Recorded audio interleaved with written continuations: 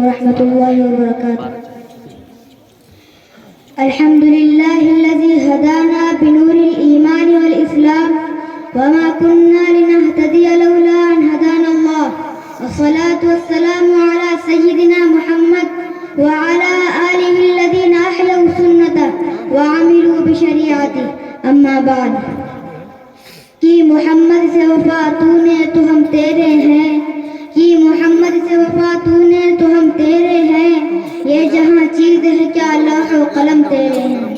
سب سے پہلے مشیت کے انوار سے نقش روئے محمد بنایا گیا. سب سے پہلے مشیت کے انوار سے نقش روئے محمد بنایا گیا، پھر اسی نقش سے مانگ کر روشنی بزم کون و مکا کو سجایا گیا.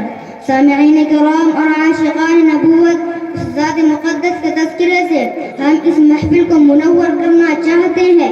اس کے اشارے سے چاند دو ٹکڑے ہو گیا، اس کے دنیا میں آتے ہی ایران کا تخت شاہی پلٹ گیا، جس کی انگلیوں سے چشمہ جاری ہو گیا، جس کی نبوت کی شہادت کنکریوں نے دی اور جس کی امانت و دیانت کی تصدیق دشمنوں نے کی. اس کے طفیل میں کائنات کے گیسوں کو سوارا گیا، اور جو لولا کلمہ خلق الافلاک کا مصداق تھا، یعنی رشک شمس و قمر، فخر جن و بشر، خالق ارض و سما کا محبوب، صاحب لولاک، خلاصۂ کائنات، جناب محمد رسول اللہ صلی اللہ علیہ وسلم کے ذکر مبارک سے اس محفل کو معطر کروں گا.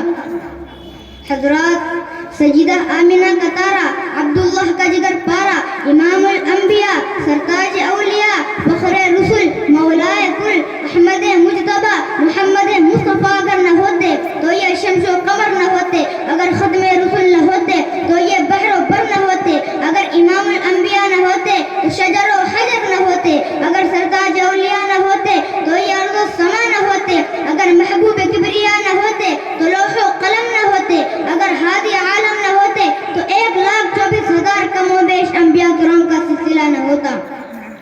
کتاب فطرت کے سر ورق پر جو نام احمد رقم نہ ہوتا تو یہ نقش ہستی ابھر نہ سکتا، وجود لوح و قلم نہ ہوتا. یہ محفل کون و مکان نہ ہوتی جو وہ امام رسول نہ ہوتا، زمین نہ ہوتی، فلک نہ ہوتا، عرب نہ ہوتا، عجم نہ ہوتا. چنانچہ محبوب سید الوجود مظہر اتم رب ودود کا ارشاد ہے، حق تعالی نے آدم علیہ السلام کو پیدا فرمایا، پھر جب ان میں روح ڈالی گئی تو سب سے پہلے ان کی نگاہ عرش کے اوپر پڑی تو کیا دیکھتے ہیں کہ عرش کے پائے کے اوپر لکھا ہوا ہے لا الہ الا اللہ محمد رسول اللہ. حضرت آدم علیہ السلام نے عرض کیا کہ اے بار الہ، یہ کون ہے؟ ایک اس شخصیت کا نامی و اس میں گرامی ہے، اس کے نام کا اتصال تو نے اپنے نام کے ساتھ کر رکھا ہے. ارشاد ہوتا ہے آدم یہ میرا خاص پیغمبر ہے، یہ تیری ہی اولاد میں سے ہوگا، اور آدم اگر مجھے ان کا پیدا کرنا مقصود نہ ہوتا تو سن لو، تمہیں بھی پیدا نہ کرتا. تمہیں اس لیے پیدا کیا کہ ان کو دنیا کے اندر لانا تھا. یہی وہ مقدس ہستی ہے اس کے صدقے میں ایمان کی گراں قدر دولت نصیب ہوئی، اسی کے صدقے میں رب ذوالجلال کی محبت نصیب ہوئی، اسی کے صدقے میں جنت کی نعمت عظمیٰ وجود میں آئی، اسی کے صدقے میں حوض کوثر کا شاندار مشروب بنایا گیا، اسی کے صدقے میں قرآن کا بے مثال تحفہ عنایت ہوا، اسی کے جہد مسلسل سے 1,00,000 جانثاروں کا قافلہ تیار ہوا. ایسے جانثار جنہیں اپنی جان سے زیادہ اپنے محبوب کی جان پیاری تھی، جنہیں اپنے خواہش سے زیادہ محبوب کی بات پیاری تھی. چنانچہ حضرت زید رضی اللہ عنہ کو سوری پر چڑھایا جا رہا ہے، جان کے لارے پڑے ہوئے ہیں، نہ پائے رفتن نہ جائے ماندن. ایسے نازک وقت میں ان سے سوال کیا جا رہا ہے کہ زید سچ بتاؤ، تمہیں چھوڑ کر محمد کو سولی پر چڑھا دیا جائے تو کیا تمہیں یہ پسند ہے؟ سینے پر ہاتھ رکھ کر اس عاشق رسول کا جواب سنیے. اس چیدائی نبی نے جواب دیا، ارے بے وقوف اور لذت ایمان سے بیگانے، محمد اور محمد کی محبت کو تو کیا جانے.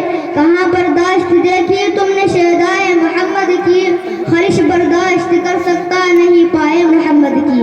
یہ سب کچھ ہے گوارا پر یہ دیکھا جا نہیں سکتا کہ ان کے پیر کے تلوے میں کانٹا بھی چبھ جائے. فرزندان توحید و شیدائیان اسلام، خدائے قادر و قیوم نے 6000 سال میں پوری کائنات کو پیدا کیا. ارشاد ہے ان ربکم اللہ الذی خلق السماوات والارض فی 6 ایام، کہ آسمان و زمین کو ہم نے 6 دن میں پیدا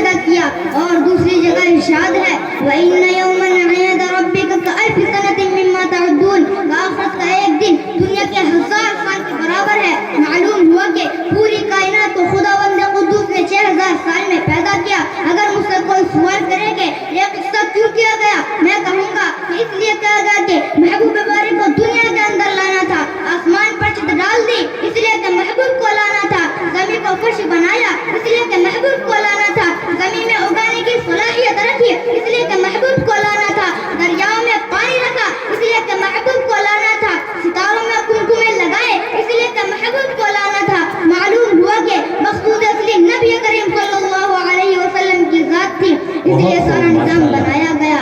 لہذا سید الکونین اگر نہ ہوتے تو آج کا یہ جلسہ بھی نہ ہوتا. میں ان چند اشعار پر اپنی بات ختم کرتا ہوں کہ انقلاب دہر کا روح رواں وہ کون تھا, انقلاب دہر کا روح رواں وہ کون تھا, باعث تخلیق ہستی کل فقاں وہ کون تھا, وہ کہ نازا جس پہ تھا خود خالق عرش عظیم, وہ کہ نازا جس پہ تھا خود خالق عرش عظیم, ایسا کامل اس جہاں میں اے زماں وہ کون تھا. وآخر دعوانا الحمدللہ.